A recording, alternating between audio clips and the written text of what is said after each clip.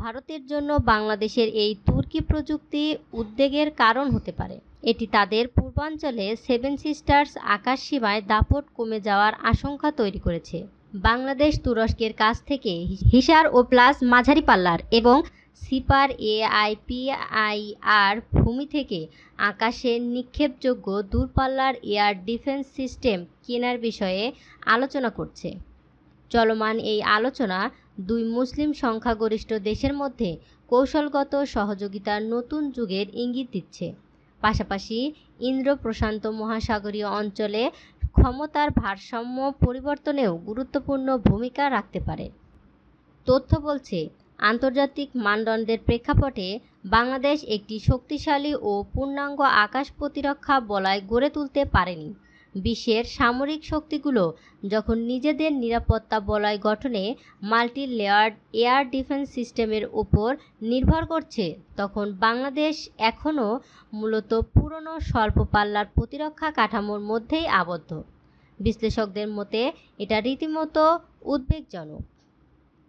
চলতি বছরের শেষ নাগাদ তুরস্কের আধুনিক AIPIR বা সিপার এয়ার ডিফেন্স সিস্টেম কেনার চুক্তি চূড়ান্ত করতে পারে বাংলাদেশ। এই উন্নত প্রতিরক্ষা ব্যবস্থা দেশের আকাশসীমাকে যুদ্ধবিমান থেকে শুরু করে ক্রুজ ক্ষেপণাস্ত্র পর্যন্ত বিভিন্ন ধরনের হুমকি থেকে সুরক্ষা দেবে বলে দাবি প্রতিরক্ষা বিশ্লেষকদের।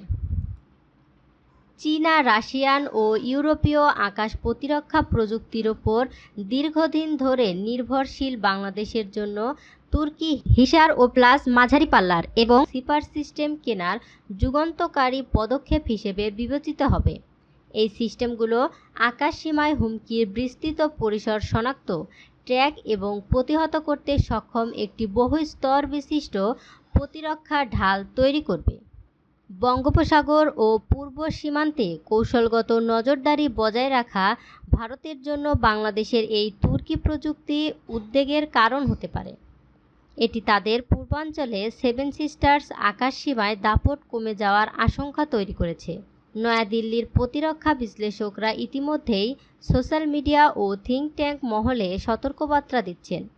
তাদের মতে, ঢাকার এই পদক্ষেপ ভবিষ্যতে আন্তঃসীমান্ত বা আকাশসীমা বিরোধে কৌশলগত হিসাব বদলে দিতে পারে।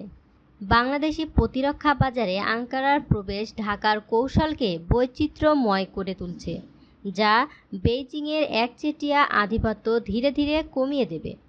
চীন, রাশিয়া, পশ্চিমা দেশ ও তুরস্ক সবার সঙ্গে ভারসাম্য বজায় রাখা ঢাকার জন্য চ্যালেঞ্জিং হয়ে দাঁড়াবে, যদিও প্রতিরক্ষায় নির্ভরতা কমিয়ে সর্বোচ্চ সক্ষমতা অর্জনের পথ খুলে যাচ্ছে ঢাকার।